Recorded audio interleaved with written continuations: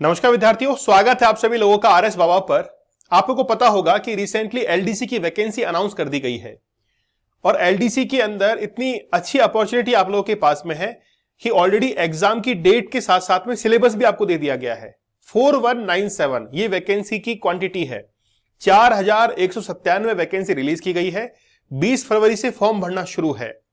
लेकिन बात यह है कि हमको इसके सिलेबस को बहुत अच्छे से समझना पड़ेगा ताकि हम लोग इस एग्जाम को क्लियर कर पाए और एक अच्छे जगह पर पोस्टिंग ले पाए, है ना। तो चलिए आज हम लोग इसके पाठ्यक्रम को समझते हैं कि आखिरकार इसके सिलेबस के अंदर क्या क्या है, कौन कौन सी सब्जेक्ट्स हम लोग को कवर करनी है और बेसिकली क्या सिलेबस में से हटा है, नया क्या जुड़ा है, ये तमाम जानकारी जो है वो आज हम लोग इस लेक्चर के अंदर लेने वाले हैं। ठीक है, चलिए तो सबसे पहले ये जो एलडीसी का एग्जाम है इसका पाठ्यक्रम जारी हो चुका है। कुछ सब्जेक्ट जैसे हटाए गए हैं तो उसके बारे में देखेंगे, नहीं हटाए तो उसके बारे में भी देख लेंगे। ठीक है, ये जो एग्जाम्स की डेट है रिसेंटली अनाउंस की गई है। आप लोगों को पता है कि एलडीसी के लिए 4197 इतनी वैकेंसी है और 20 फरवरी से इसके फॉर्म भरना शुरू हो जाएंगे। ये जो एलडीसी की वैकेंसी है ये आपके लिपिक ग्रेड सेकंड कनिष्ठ सहायक संयुक्त सीधी भर्ती है जो कि सीईटी 10+2 के थ्रू इस वैकेंसी को लिया जाएगा। 11 अगस्त को इसका एग्जाम लगने वाला है। कब? 11 अगस्त को इसका एग्जाम लगने वाला है और सीईटी जो सेकेंडरी लेवल का है ना, सीनियर सेकेंडरी लेवल का है, उसके स्तर पर इसके अंदर आप अपीयर हो सकते हैं। अब बात यह है कि कौन सीईटी के अंदर क्वालिफाई है और कौन नहीं है, इस चीज के लिए आप लोगों को थोड़ा इंतजार करना पड़ेगा। फॉर्म भरने की जब लास्ट डेट हो जाएगी उसके बाद में अधीनस्थ सेवा चयन बोर्ड जो है वो एक लिस्ट जारी करेगा जिसमें आप अपना नाम जो है वो चेक कर सकते हैं या फिर वो कट ऑफ जारी कर देंगे कि भाई इस कट ऑफ से ऊपर वाले जिन्होंने सीईटी 10+2 का एग्जाम दिया था वो इसके अंदर आ जाएंगे। आलोक राज जो कि अधीनस्थ सेवा चयन बोर्ड के अध्यक्ष हैं, उन्होंने कहा है कि जैसे ही फॉर्म एंड हो जाएंगे भरना उसके बाद में हम लोग कट ऑफ को डिक्लेयर कर देंगे कि हमारे पास में कितने फॉर्म आए हैं, उसके आधार पर हम लोग क्या कर देंगे, वो कट ऑफ को डिक्लेयर कर देंगे। ठीक है, वैसे तो होना यह चाहिए था कि कट ऑफ को पहले ही डिक्लेयर कर देंगे, भाई इससे ऊपर वाले ही फॉर्म भरें, नहीं तो फॉर्म की संख्या बहुत हो जाती है। पहले होना चाहिए था, लेकिन कोई बात नहीं, हम जैसी परिस्थिति में हैं उसके अकॉर्डिंग चलेंगे। तो कट ऑफ के लिए आप लोग चिंतित ना हो। लगभग मुझे ये लग रहा है कि इसके लिए एलडीसी के लिए कट ऑफ जो है वो लगभग 160 से ऊपर वालों को सबको ये अलाउ कर देंगे, है ना, 160 से ऊपर वालों को, क्योंकि लगभग ये मान के चलिए कि 16-17 हजार विद्यार्थी इसके अंदर बैठेंगे एग्जाम के अंदर। ओके, तो ये जो एग्जाम है 16-17 हजार, क्या इसमें लगभग जो है वो 60 हजार विद्यार्थी इसके अंदर बैठने वाले हैं, 60-70 हजार के आसपास। ओके, तो अब विद्यार्थी कमेंट कर देंगे, बोला सर 16-17 हजार नहीं 60-70 हजार है। ठीक है, तो उसको थोड़ा करेक्ट कीजिएगा, 60-70 हजार है। तो 11 अगस्त को इसका एग्जाम लगने वाला है। सिलेबस को एक बार हम लोग विस्तार से देख लेते हैं। देखिए, सिलेबस के अंदर सबसे पहले ध्यान रखिए कि इसमें 2 पेपर होंगे, एक तो पेपर 1 है और एक पेपर 2 है। पेपर 1 जो है उसमें आप लोगों को जीके वाला पोर्शन मिलेगा, साथ में करंट अफेयर मिलेगा, साथ में आपको मैथ्स भी मिलेगी और महत्वपूर्ण साइंस भी मिलेगी।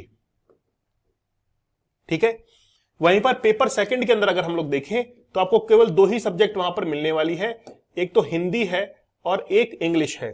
ये 2 सब्जेक्ट आपको मिलने वाली है। ठीक है, ये 2 सब्जेक्ट यहां पर मिलने वाली है। GK, current affair, math, science, इसमें क्या क्या है वो एक बार हम लोग देख लेते हैं। ठीक है, चलो देखते हैं।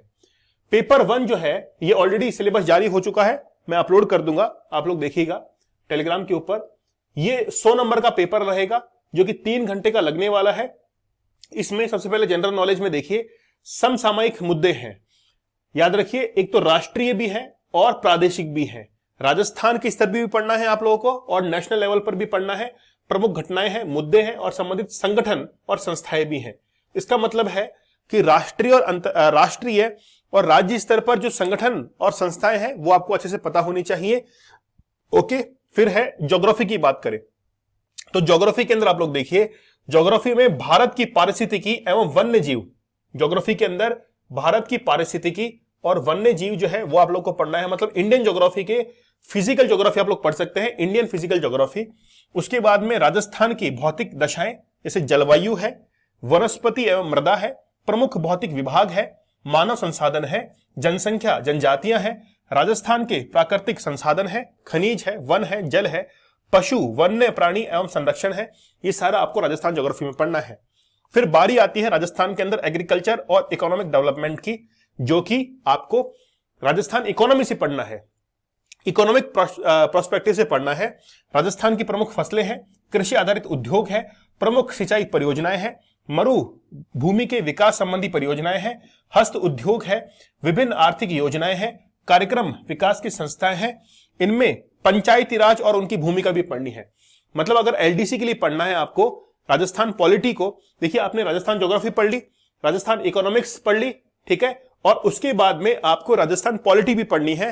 लेकिन पॉलिटी में ध्यान रखना है, स्टेट पॉलिटी में भी केवल पंचायती राज ही पढ़ना है ना। स्टेट पॉलिटी में केवल और केवल पंचायती राज आप लोग को पढ़ना है। फिर हम लोग बात करते हैं राजस्थान के अंदर हिस्ट्री, आर्ट एंड कल्चर की।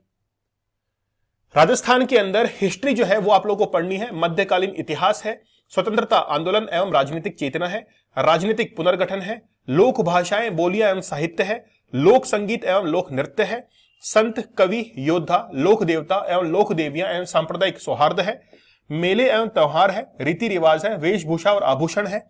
ठीक है, ये आपको राजस्थान हिस्ट्री के अंदर पढ़ने हैं, हिस्ट्री आर्ट एंड कल्चर के अंदर। मतलब ये मान के चलिए कि हिस्ट्री और आर्ट एंड कल्चर तो पूरा ही पढ़ना है, वहां से कोई भी ऐसा हम लोग छोड़ नहीं सकते हैं टॉपिक को कि यार यहां से पूछेगा नहीं वो। ठीक है, राजस्थान इकोनॉमी के अंदर प्रमुख उद्योग और औद्योगिक क्षेत्र है, कच्चे माल की उपलब्धता है, खनिज आधारित बड़े, छोटे और कुटीर उद्योग हैं, ऊर्जा के विभिन्न स्रोत हैं, जल विद्युत, तापीय, अणु, पवन और सौर ऊर्जा।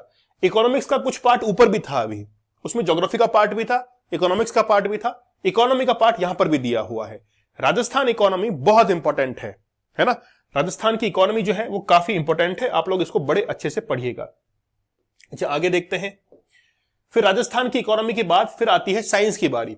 साइंस के अंदर सबसे पहले हम लोग देखते हैं कि भौतिक और रासायनिक परिवर्तन, ठीक है, यानी कि जनरल साइंस है, 10+2 के लेवल की है साइंस, और खास तौर पर 10th क्लास तक की किताबों को पढ़ेंगे तो भी आपका काम हो जाएगा। ठीक है, तो इसमें भौतिक और रासायनिक परिवर्तन में आप लोग को पढ़ना है, ऑक्सीकरण और अपचयन की अभिक्रियाएं आप लोग को पढ़नी है, उत्प्रेरक आप लोग को पढ़ने हैं। फिर दूसरा है धातु अधातु, इनके प्रमुख यौगिक, ये आपको पढ़ने हैं। सामान्य जीवन में प्रयुक्त होने वाले कुछ महत्वपूर्ण यौगिक आप लोग को पढ़ने हैं, जैसे हम लोग कहते हैं कास्टिक सोडा है, धोने का सोडा है ना, खाने का सोडा है, ये सब इसमें पढ़ते हैं, सामान्य जीवन में काम में आते हैं। कार्बन तथा कार्बन के महत्वपूर्ण यौगिक आप लोग को पढ़ने हैं। हाइड्रोकार्बन जो है वो आप लोग को पढ़ने हैं। फिर कार्बन के अपर रूप, क्लोरोफ्लोरोकार्बन या फ्रियोन आप लोग को पढ़ना है। सीएनजी जो गैस होती है उसके बारे में पढ़ना है। बहुलक आप लोग को पढ़ना है। साबुन एवं अपमार्जक आप लोग को पढ़ना है।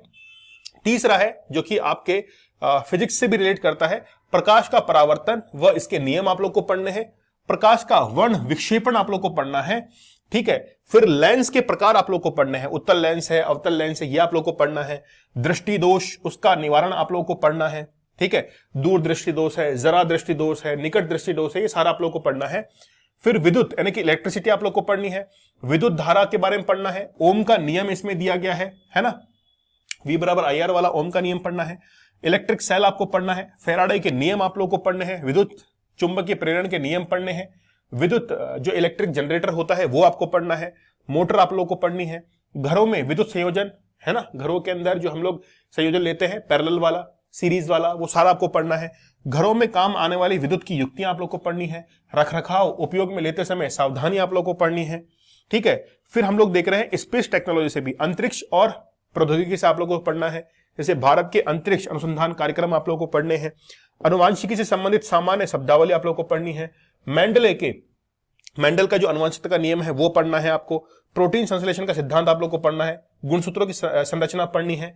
न्यूक्लिक अम्ल, मनुष्य में लिंग निर्धारण किस प्रकार से होता है वो आप लोगों को पढ़ना है इसके अंदर। ठीक है, फिर पर्यावरण अध्ययन जो है ये भी है इसके अंदर, जैसे जैव प्रौद्योगिकी है, बायोटेक्नोलॉजी है, जैविक पेटेंट है, रासायनिक चक्र है, पारिस्थितिकी तंत्र में ऊर्जा प्रवाह है, ये सारे साइंस के, एनवायरमेंट के टॉपिक इसमें आ चुके हैं।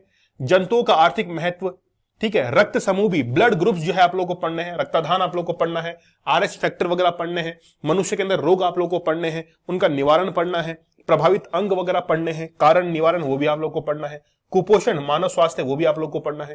तो साइंस का सिलेबस जो है बहुत मैटर करता है इसके अंदर। जीके तो है ही है, जीके के साथ में साइंस भी जो है वो एक डोमिनेंस फैक्टर के रूप में देखते हैं। मैथमेटिक्स में देखिए आप लोग, मैथमेटिक्स में वैदिक विधि से पूर्ण संख्याओं का वर्ग, घनफल, वर्गमूल, घनमूल, है ना, 6 अंकों तक की संख्याओं तक, फिर गुणनखंड, बहुपद के गुणनखंड, समीकरण, 2 चरों वाले रैखिक समीकरण, ठीक है, द्विघात समीकरण और लॉगरिथम यानी कि लघुगुणक, अनुपात समानुपात, प्रतिशतता, लाभ हानि, साझा, सरल ब्याज, चक्रवृद्धि ब्याज, बट्टा, एक बिंदु पर बनने वाले कोण, रेखाएं, सरल रेखीय आकृतियां, त्रिभुजों की सर्वांग समता, समरूप त्रिभुज, कार्तीय निर्देशांक पद्धति, 2 बिंदुओं के मध्य दूरियां, 2 बिंदुओं के मध्य दूरियों का आंतरिक और बाह्य विभाजन, ठीक है, फिर समतल आकृतियां, ज्योमेट्री आप लोगों को पढ़नी है, क्षेत्रफल पढ़ना है, वृत्त की परिधि क्षेत्रफल पढ़ना है, घन पढ़ना है, घनाभ पढ़ना है, गोले, शंकु, बेलन के पृष्ठीय क्षेत्रफल, मतलब पूरा ज्योमेट्री आ चुका है, कोण और उसके माप है ना, यहां पर अब तो डिग्रीज वगैरह की बात की जाएगी, त्रिकोणीय अनुपात पढ़ना है, त्रिकोण मितीय सर्व समीकरण पढ़नी है, ऊंचाई दूरी की सामान्य समस्याएं, ये समान जो है आपको पढ़ना है।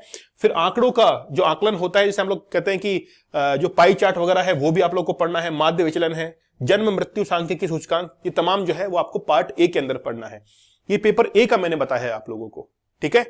पेपर 1 जो है वो मैंने आप लोगों को बताया है, मेनली 3 सब्जेक्ट हो गए इसके अंदर, जीके हो गया, साइंस हो गया और आपके जीके, साइंस और एक सब्जेक्ट कौन सा था, जीके, साइंस और मैथ वाला, है ना, जीके, साइंस और मैथ।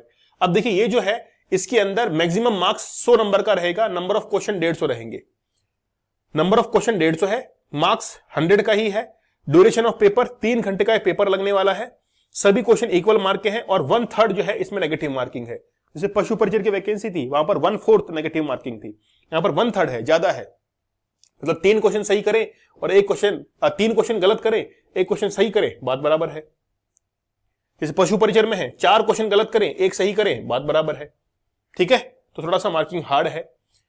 फिर हिंदी के अंदर भी सिलेबस है, हिंदी के अंदर देखिए संधि और संधि विच्छेद है, सामयिक पदों की संरचना, समास विग्रह है, उपसर्ग है, प्रत्यय है, पर्यायवाची है, विपरीत विलोम शब्द है, अनेकार्थक शब्द है, शब्द युग्म है, संज्ञा शब्दों से विश्लेषण बनाना है, ठीक है, शब्द शुद्धि है, अशुद्ध शब्दों का शुद्धिकरण एवं शब्दगत अशुद्धि का कारण है, वाक्य शुद्धि है, वाच्य है, क्रिया है, वाक्यांश के लिए एक शब्द है वो भी आप लोग को इसके अंदर पढ़ना है, ठीक है, मुहावरे और लोकोक्तियां पढ़नी है, अंग्रेजी के पारिभाषिक शब्दावली पढ़नी है, सरल, संयुक्त और मिश्र अंग्रेजी वाक्य पढ़ना है, कार्यालय पत्रों संबंधित ज्ञान वो आप लोग को पढ़ना है। हिंदी का सिलेबस जो है वो पूरा है इसके अंदर, इंग्लिश का भी लगभग पूरा ही दिया हुआ है, कुछ भी छोड़ा नहीं है, टेंसेस, वॉइस, नरेशन, पूरा सिलेबस जो है वो इसके अंदर दिया हुआ है, इंग्लिश भी पूरी पढ़नी है, ग्रामर भी है इसके अंदर और आपके वोकैब वाला पार्ट भी आपको पूरा पढ़ना है, लेटर्स भी इसके अंदर भी पढ़ना है आप लोगों को। तो हिंदी और इंग्लिश का सिलेबस जो है वो आपको पूरा पढ़ना है। सेकंड पेपर के अंदर 100 क्वेश्चन आपके 100 मार्क्स का रहेगा और 150 क्वेश्चन आपके आने वाले हैं। 75 क्वेश्चन जनरल हिंदी के और 75 क्वेश्चन आपके जनरल इंग्लिश के रहने वाले हैं। 3 घंटे का पेपर लगेगा, 1/3 जो है नेगेटिव मार्किंग इसमें रहने वाली है, ठीक है। तो आधा आधा यानी कि हिंदी और इंग्लिश जो है वो आपके इक्वल पार्ट इसके अंदर डिवाइड है। तो बेसिकली सिलेबस में कोई भी चेंज नहीं किया गया है। एग्जाम 11 अगस्त को होने वाला है, फॉर्म भरना 20 फरवरी से शुरू है। अगर आप लोग कहेंगे कि हाँ सर इसके लिए जो है वो कम से कम हिंदी, इंग्लिश या कोई भी अगर आपको पार्ट करने में टिपिकल हो रही है तो मुझे बताइएगा, मैं उसके लिए अलग से सब्जेक्ट आप लोगों के लिए अवेलेबल करवाऊंगा। अगर आप लोग समझते हैं कि यार वाकई में यहां से आप कोई सब्जेक्ट पढ़ सकते हैं तो मुझे बताइएगा, मैं आप लोगों के लिए वो सब्जेक्ट जो है वो पढ़वा दूंगा, ठीक है। एलडीसी में जैसे हिंदी पढ़नी है, इंग्लिश पढ़नी है या सेकंड पेपर आपको पूरा पढ़ना है, जैसा भी आपकी इच्छा हो मुझे बताइएगा, वैसा ही आप लोगों के लिए ये चैनल जो है ये प्लेटफॉर्म वो लेकर आएगा, ठीक है। तो फॉर्म भरिएगा और बड़ी अच्छी वैकेंसी है। दीपक सर ऑफिशियल आप लोग टेलीग्राम चैनल को ज्वाइन कर सकते हैं, यहां पर जो भी लेक्चर्स होते हैं, क्विज वगैरह वो आप लोगों के लिए अपलोड होते हैं।